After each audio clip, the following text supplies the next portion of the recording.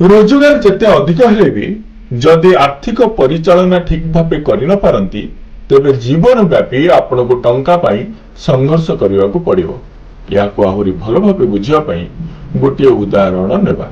जे उदाहरण आपण निजे अनुभव करि परिबे। निज परिवार सदस्य और संपर्कियों आर्थिक अवस्था को तुलना करी याको बुझी परिबे। बीरू और बुल्लू दुई जन भल सांग।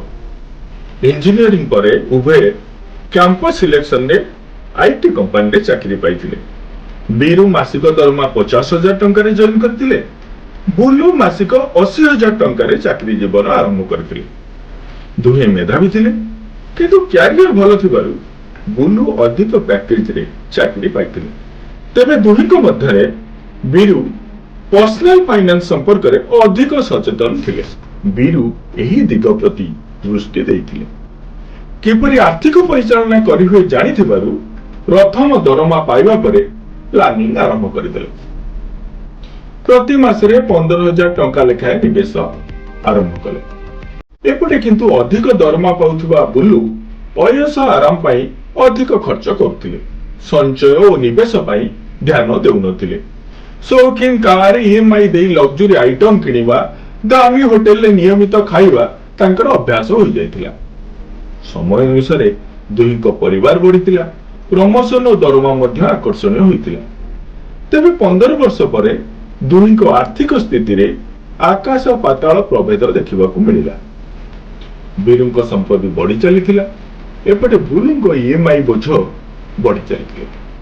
ऋण परिमाण अधिक थिबारु जति कोनोसी जरूरी खर्च पडुथिला बीरु ठारो ऋण नेउथिला बुलु। एबे नुआ गाड़ी किनिबा हेउ कि विदेश भ्रमण कोनोसी थिरे पछघुंचा देउ नथिला बीरु। 15 वर्षर चाकरी करबा परे 1 कोटी टंकारु अधिक टंकार मालिक होई सारिथिला बीरु। या परे जा होइतिला ताहा थिला मैजिक परि।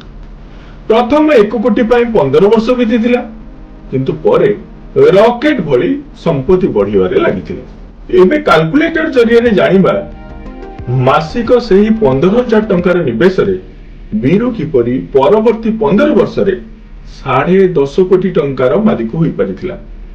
20 वर्ष रे 2 कोटी 27 लाख टंका आ मात्र 2 वर्ष परे अर्थात 22 वर्ष रे 3 कोटी 10 लाख टंका। 24 वर्ष रे 4 कोटी 22 लाख टंका।